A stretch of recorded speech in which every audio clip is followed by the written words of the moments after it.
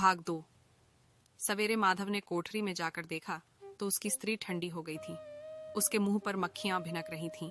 पथराई हुई आंखें ऊपर टंगी हुई थीं। सारी देह धूल से लथपथ हो रही थी। उसके पेट में बच्चा मर गया था। माधव भागा हुआ घीसू के पास आया। फिर दोनों जोर जोर से हाय हाय करने और छाती पीटने लगे। पड़ोस वालों ने यह रोना धोना सुना तो दौड़े हुए आए और पुरानी मर्यादा के अनुसार इन अभागों को समझाने लगे, मगर ज्यादा रोने पीटने का अवसर न था। कफन की और लकड़ी की फिक्र करनी थी। घर में तो पैसा इस तरह गायब था जैसे चील के घोंसले में मांस बाप बेटे रोते हुए गांव के जमींदार के पास गए। वह इन दोनों की सूरत से नफरत करते थे। कई बार इन्हें अपने हाथों से पीट चुके थे, चोरी करने के लिए, वादे पर काम पर न आने के लिए। पूछा, क्या है बे घिसुआ, रोता क्यों है?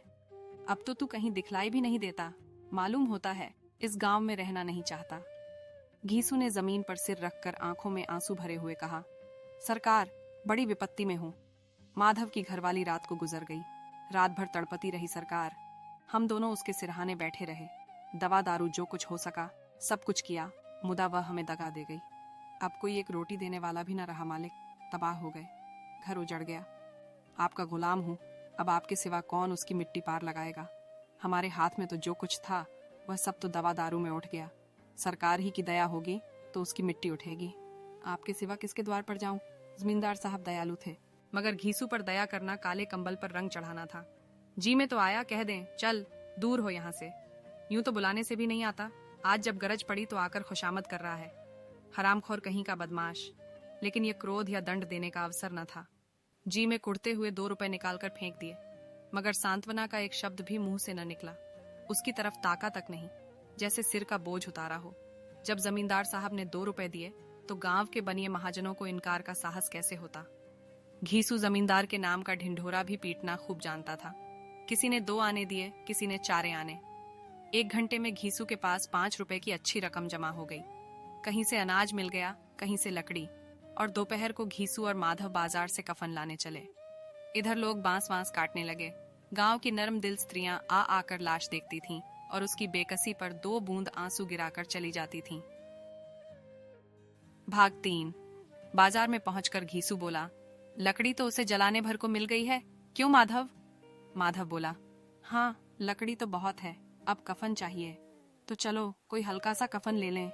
हाँ और क्या, लाश उठते उठते रात हो जाएगी। रात को कफन कौन देखता है? कैसा बुरा रिवाज है कि जिसे जीते जी तन ढांकने को चीथड़ा भी न मिले, उसे मरने पर नया कफन चाहिए। कफन लाश के साथ जल ही तो जाता है, और क्या रखा रहता है? यही 5 रुपए पहले मिलते तो कुछ दवा दारू कर लेते। दोनों एक दूसरे के मन की बात ताड़ रहे थे।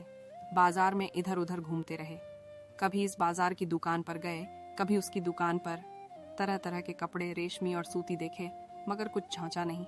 यहाँ तक कि शाम हो गई।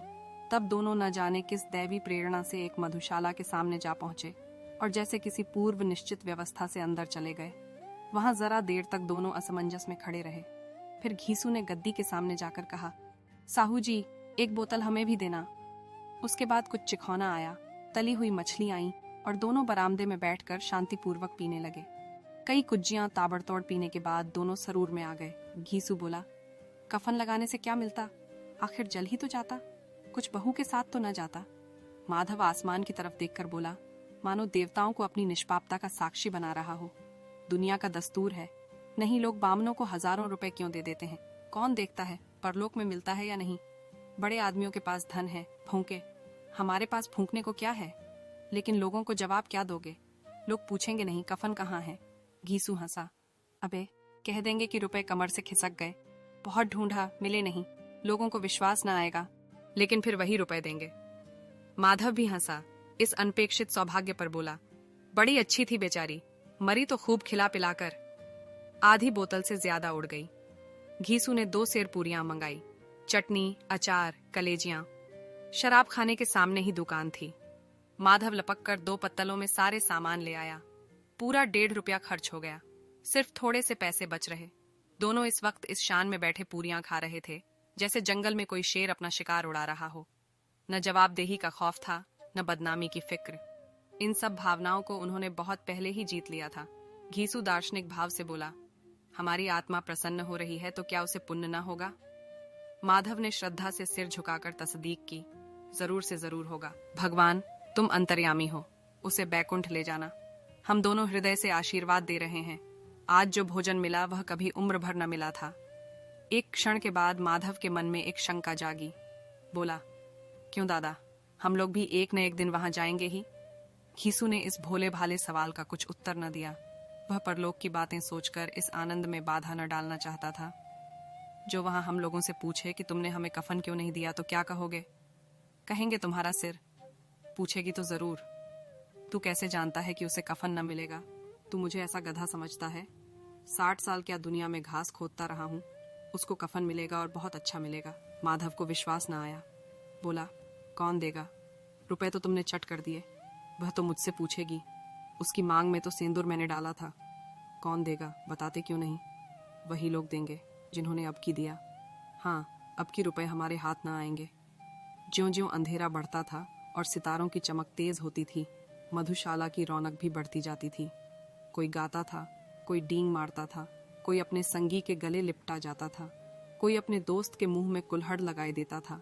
वहां के वातावरण में सुरूर था, हवा में नशा। कितने तो यहाँ आकर एक चुल्लू में मस्त हो जाते थे। शराब से ज्यादा यहाँ की हवा उन पर नशा करती थी।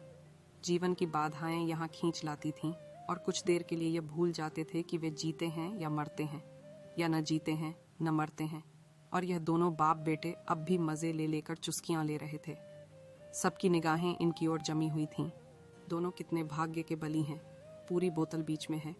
भरपेट खाकर माधव ने बची हुई पूरियों का पत्तल उठाकर एक भिखारी को दे दिया, जो खड़ा इनकी ओर भूखी आंखों से देख रहा था और देने के गौरव, आनंद और उल्लास का अपने जीवन में पहली बार अनुभव किया। घीसू ने कहा, ले जा, खूब खा और आशीर्वाद दे। जिसकी कमाई है वह तो मर गई, मगर तेरा आशीर्वाद उसे जरूर पहुंचेगा। रोए रोए से आशीर्वाद दो, बड़ी गाढ़ी कमाई के पैसे हैं। माधव ने फिर आसमान की तरफ देखकर कहा, वह बैकुंठ में जाएगी दादा, बैकुंठ की रानी बनेगी। घीसू खड़ा हो गया और जैसे उल्लास की लहरों में तैरता हुआ बोला, हाँ बेटा, बैकुंठ में जाएगी। किसी को सताया नहीं, किसी को दबाया नहीं। मरते मरते हमारी जिंदगी की सबसे बड़ी लालसा पूरी कर गई। वह न बैकुंठ जाएगी तो क्या ये मोटे मोटे लोग जाएंगे, जो गरीबों को दोनों हाथों से लूटते हैं और अपने पाप को धोने के लिए गंगा में नहाते हैं और मंदिरों में जल चढ़ाते हैं। श्रद्धालुता का यह रंग तुरंत ही बदल गया। अस्थिरता नशे की खासियत है। दुख और निराशा का दौरा हुआ। माधव बोला, मगर दादा, बेचारी ने जिंदगी में बड़ा दुख भोगा, कितना दुख झेलकर मरी। वह आंखों पर हाथ रखकर रोने लगा, चीखें मार मार कर। घीसू ने समझाया, क्यों रोता है बेटा? खुश हो कि वह माया जाल से मुक्त हो गई, जंजाल से छूट गई। बड़ी भाग्यवान थी जो इतनी जल्द माया मोह के बंधन तोड़ दिए। और दोनों खड़े होकर गाने लगे, ठगिनी क्यों नैना झमकावे, ठगिनी। पियक्कड़ों की आंखें इनकी ओर लगी हुई थीं और यह दोनों अपने दिल में मस्त गाए जाते थे। फिर दोनों नाचने लगे, उछले भी, कूदे भी, गिरे भी, मटके भी, भाव भी बताए, अभिनय भी किए और आखिर नशे में मदमस्त होकर वहीं गिर पड़े। स्रोत: पुस्तक हिंदी कहानियां, पृष्ठ 13, संपादक जैनेन्द्र कुमार, रचनाकार प्रेमचंद, प्रकाशन लोक भारती, प्रकाशन संस्करण 1977। तो मित्रों, कैसा लगा यह कहानी, अनुभव? अगर अच्छा लगे तो वीडियो को लाइक करना मत भूलिएगा और अपना बहुमूल्य कमेंट भी कर दीजिए। अपनों के साथ शेयर भी कर दीजिएगा। साथ में एक अनुरोध, अगर आपके पास भी ऐसा कोई अनुभव, रचना, कहानी, कथा आदि हो तो डिस्क्रिप्शन में दिया हुआ ईमेल या व्हाट्सएप नंबर पे भेजिए। अगर अच्छा है तो जरूर प्रकाशित करेंगे। आज के लिए बस इतना ही। तो मित्रों, मिलते हैं अगला धमाकेदार वीडियो के साथ।